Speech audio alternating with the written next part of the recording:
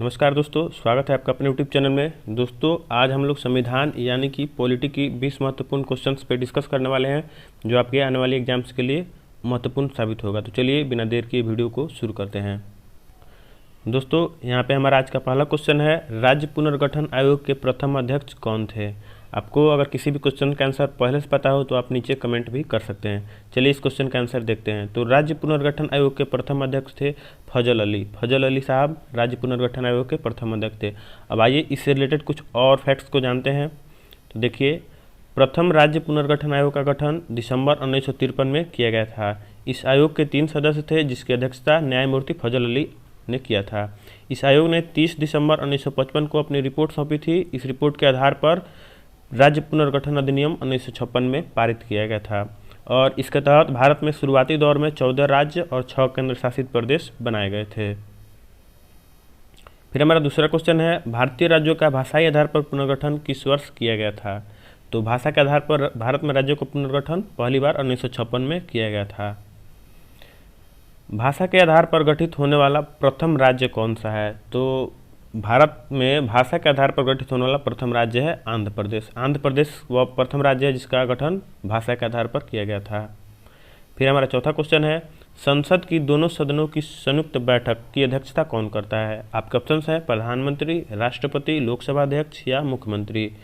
तो संसद की संयुक्त बैठक की अध्यक्षता करता है लोकसभा अध्यक्ष। लोकसभा अध्यक्ष ही संसद की संयुक्त बैठक की अध्यक्षता करता है। संविधान के अनुच्छेद 118 के अनुसार संयुक्त अधिवेशन की अध्यक्षता लोकसभा के स्पीकर यानी कि अध्यक्ष द्वारा की जाती है। यदि लोकसभा अध्यक्ष अनुपस्थित रहता है तो उसकी जगह पर लोकसभा उपाध्यक्ष उसकी अध्यक्षता करेगा। चलिए नेक्स्ट बढ़ते हैं अब आगे। भारतीय संविधान में मौलिक कर्तव्य कब सम्मिलित किए गए हैं। तो भारतीय संविधान में मौलिक कर्तव्य को 1976 में सम्मिलित किया गया है। उस समय देश में हमारे आपातकाल का समय था और इसलिए इसको भी सम्मिलित किया गया था 1976 में। याद रखिएगा, मौलिक कर्तव्य कब सम्मिलित किया गया था तो 1976 में मौलिक कर्तव्य भारतीय संविधान में जोड़ा गया था। यहाँ पे सरदार स्वर्ण सिंह समिति की अनुशंसा पर संविधान के 42वें संविधान संशोधन 1976 के द्वारा 10 मौलिक कर्तव्य को संविधान में जोड़ा गया। वर्तमान में मौलिक कर्तव्यों की कुल संख्या 11 है। यहाँ से देखिए 3 क्वेश्चन बनते हैं। पहला, तो कब सम्मिलित किया गया था तो 1976 में, और किस संविधान संशोधन के तहत किया गया था ये भी अगर आपसे पूछ लिया जाए तो किस संविधान के संशोधन के तहत 42वें संविधान संशोधन के तहत सम्मिलित किया गया था। उस समय 10 मौलिक कर्तव्य संविधान में थे, लेकिन अभी वर्तमान में कुल 11 मौलिक कर्तव्य हैं। 11वां मौलिक कर्तव्य को 2002 में 86वां संविधान संशोधन के जरिए जोड़ा गया था। हमारा आज का छठा क्वेश्चन है, मौलिक कर्तव्य को किस देश के संविधान से लिया गया है। मौलिक कर्तव्य को किस देश के संविधान से लिया गया है तो रूस के संविधान से मौलिक कर्तव्य लिया गया है। मौलिक कर्तव्य को संविधान के भाग 4 क के तहत आर्टिकल 51A में सम्मिलित किया गया है। फिर हमारा नेक्स्ट क्वेश्चन है, नीति आयोग का अध्यक्ष कौन होता है। तो नीति आयोग के अध्यक्ष होते हैं प्रधानमंत्री। प्रधानमंत्री नीति आयोग के अध्यक्ष होते हैं। और नीति आयोग किस आयोग के जगह पर लाया गया है अगर ये भी आपसे पूछा जाए तो योजना आयोग। पहले हमारे देश में योजना आयोग था, इसी को हटा करके इसी के मतलब जगह पर नीति आयोग लाया गया है। नीति आयोग गैर संवैधानिक संस्था है और जितने भी गैर संवैधानिक संस्था होते हैं उनके अध्यक्ष प्रधानमंत्री होता है, इसलिए नीति आयोग का अध्यक्ष भी प्रधानमंत्री हैं। नीति आयोग का गठन 1 जनवरी 2015 को किया गया था। नीति आयोग योजना आयोग के स्थान पर लाया गया है। इसे भारत सरकार का थिंक टैंक भी कहा जाता है। इस लाइन को याद रखिएगा दोस्तों। अगर आपसे पूछा जाए भारत सरकार का थिंक टैंक कौन है तो नीति आयोग। नीति आयोग को ही भारत सरकार का थिंक टैंक भी कहा जाता है। फिर हमारा नेक्स्ट क्वेश्चन है, संविधान सभा ने भारत के संविधान को कब स्वीकृत किया गया था। तो संविधान सभा ने भारत के संविधान को 26 नवंबर 1949 को स्वीकृत किया था और इसलिए 26 नवंबर को हम लोग संविधान दिवस के रूप में भी मनाते हैं। लेकिन लागू कब किया गया था तो 26 जनवरी 1950 को संविधान हमारा लागू हुआ था। फिर नेक्स्ट क्वेश्चन है, भारतीय संविधान सभा की प्रथम बैठक कब हुई थी। तो भारतीय संविधान सभा की प्रथम बैठक 9 दिसंबर 1946 को हुआ था और इस बैठक की अध्यक्षता किया था उस समय अस्थायी सदस्य चुने गए थे डॉक्टर सच्चिदानंद सिन्हा। डॉक्टर सच्चिदानंद सिन्हा ने इस बैठक की अध्यक्षता किया था। और दूसरी बार बैठक कब हुआ था तो इसके ठीक 2 दिन बाद यानी कि 11 दिसंबर 1946 को संविधान सभा की दूसरी बैठक भी हुआ था। यहाँ पे आपसे पहला बैठक पूछा जाए तो 9 दिसंबर 1946 को पहला बैठक संपन्न हुआ था। फिर 11 नंबर क्वेश्चन है इसमें, संविधान सभा का प्रथम अधिवेशन कहाँ हुआ था। संविधान सभा का प्रथम अधिवेशन कहाँ हुआ था, तो दिल्ली में।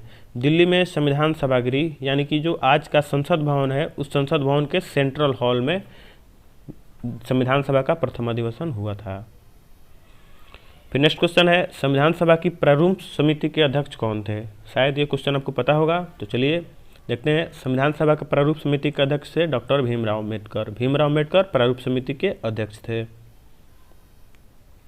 फिर 16 नंबर क्वेश्चन है इसमें, भारतीय संविधान को हिंदी और अंग्रेजी में किसने लिखा है। ये क्वेश्चन थोड़ा इंटरेस्टिंग है, फिर से देखते हैं। भारतीय संविधान को हिंदी और अंग्रेजी में किसने लिखा है, तो इनको लिखा है प्रेम बिहारी नारायण रायजादा ने। प्रेम बिहारी नारायण रायजादा ही वह व्यक्ति है जिन्होंने भारतीय संविधान को हिंदी और अंग्रेजी भाषा में लिखा है। भारतीय संविधान की मूल प्रति को हिंदी और अंग्रेजी दोनों में प्रेम बिहारी नारायण रायजादा ने लिखा था। इसमें टाइपिंग या प्रिंट का इस्तेमाल नहीं किया गया था। इसे लिखने में कुल 6 महीने का समय लगा था। संविधान की मूल प्रति भारतीय संसद की लाइब्रेरी में हीलियम से भरे केस में रखी गई है। फिर हमारा आज का 18 नंबर क्वेश्चन है, राज्य के नीति निर्देशक तत्व किस देश के संविधान से निर्मित किए गए हैं या किस देश के संविधान से लिया गया है। तो राज्य के नीति निर्देशक तत्व हमारा आयरलैंड देश के संविधान से लिया गया है।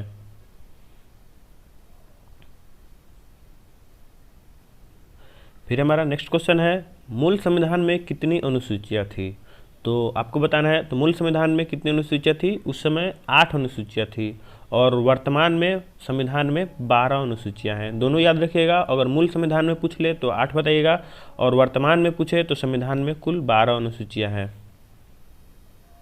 हमारा आज का सेकंड लास्ट क्वेश्चन है, कितने वर्षों तक लगातार बाहर रहने पर नागरिकता समाप्त हो जाती है। तो 7 वर्ष। अगर आप भारत से लगातार 7 वर्ष तक बाहर रहते हैं तो आपकी नागरिकता समाप्त हो जाएगी।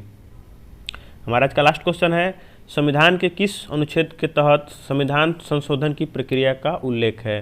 तो आर्टिकल 368 के तहत संविधान में संशोधन की प्रक्रिया का उल्लेख मिलता है।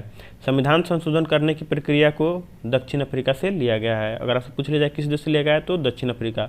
और आर्टिकल पूछ लिया जाए तो आर्टिकल 368 यानी अनुच्छेद 368 में संविधान संशोधन की प्रक्रिया का उल्लेख है। तो चलिए दोस्तों, आशा करता हूँ आज का वीडियो आपको पसंद आया हो। अगर आपको PDF चाहिए तो आप नीचे दिए गए डिस्क्रिप्शन के टेलीग्राम चैनल से जुड़ सकते हैं। धन्यवाद।